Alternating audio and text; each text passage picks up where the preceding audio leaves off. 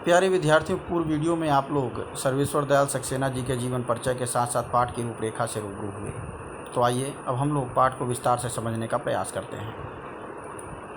मानवीय करुणा की दिव्य चमक। फादर को जहरबाद से नहीं मरना चाहिए था।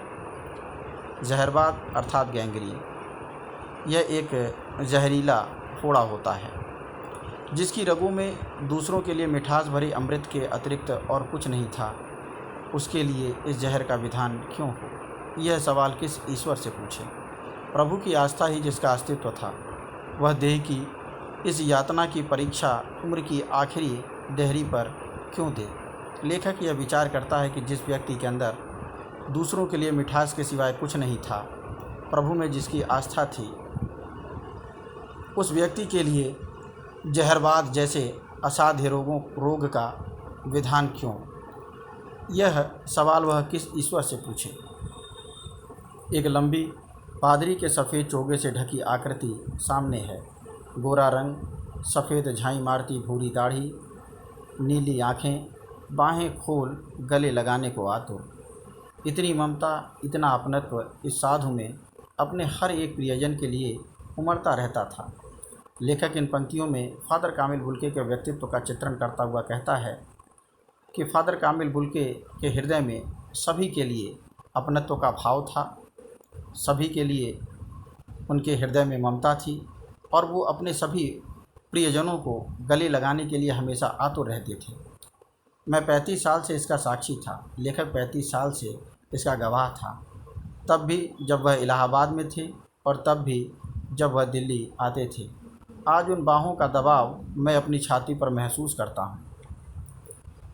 फादर को याद करना एक उदास शांत संगीत को सुनने जैसा है। उनको देखना करुणा के निर्मल जल में स्नान करने जैसा था और उनसे बात करना कर्म के संकल्प से भरना था। कहने का तात्पर्य ये है कि फादर कामिल बुल्के का व्यक्तित्व ऐसा था कि वो अपनी करुणा से सभी को सराबोर कर देते थे। उनसे बात करने वाला व्यक्ति कर्म करने के लिए दृढ़ संकल्प कर लेता था। मुझे परिमल के वे दिन याद आते हैं। परिमल अर्थात साहित्यिक संस्था, जब हम सब एक पारिवारिक रिश्ते में बंधे जैसे थे, जिसके बड़े फादर बुल्के थे। हमारे हंसी मजाक में वह निर्लिप्त शामिल रहते, हमारी गोष्ठियों में वह गंभीर बहस करते, हमारी रचनाओं पर बेबाक राय और सुझाव देते और हमारे घरों के किसी भी उत्सव और संस्कार में वह बड़े भाई और पुरोहित जैसे खड़े हो हमें अपने आशीषों से अर्थात आशीर्वाद से भर देती। मुझे अपना बच्चा और फादर का उसके मुख में पहली बार अन्न डालना याद आता है और नीली आँखों की चमक में तैरता वात्सल्य भी। वात्सल्य अर्थात छोटों के प्रति स्नेह की भावना। जैसे किसी ऊंचाई पर देवदारू की छाया में खड़े हों। कहाँ से शुरू करें? इलाहाबाद की सड़कों पर फादर की साइकिल चलती दिख रही है। वह हमारे पास आकर रुकती है, मुस्कराते हुए उतरते हैं। देखिए देखिए, मैंने उसे पढ़ लिया है और मैं कहना चाहता हूँ। उनको क्रोध में कभी नहीं देखा।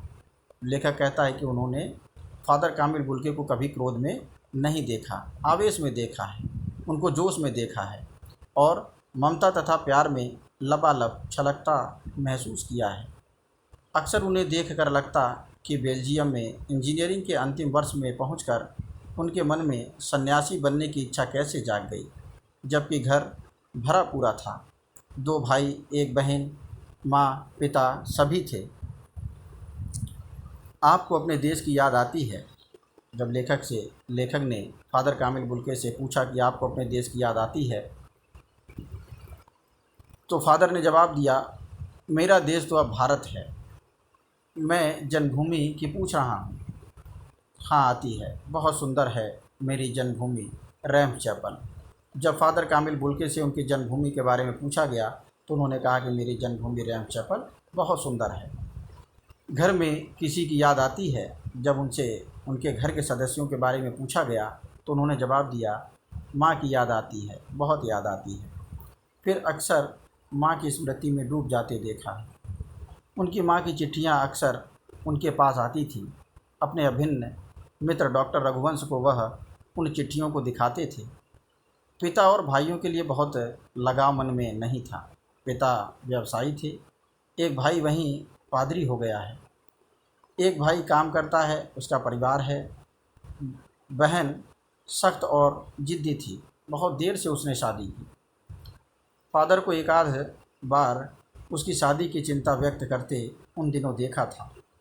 भारत में बस जाने के बाद 2 या 3 बार अपने परिवार से मिलने भारत से बेल्जियम गए थे। लेकिन मैं तो सन्यासी हूँ, आप सब छोड़कर क्यों चले आए? जब उनसे ये पूछा गया कि आप सब छोड़कर क्यों चले आए, तो उन्होंने जवाब दिया, प्रभु की इच्छा थी। वह बालकों की सी सरलता से मुस्कुरा कर कहते, माँ ने बचपन में ही घोषित कर दिया था कि लड़का हाथ से गया। और सचमुच इंजीनियरिंग के अंतिम वर्ष की पढ़ाई छोड़ फादर बुल के सन्यासी होने जब धर्मगुरु के पास गए और कहा कि मैं सन्यास लेना चाहता हूँ तथा एक शर्त रखी, सन्यास लेते समय सन्यास चाहने वाला शर्त रख सकता है। क्या शर्त रखी? कि मैं भारत जाऊँगा। धन्यवाद।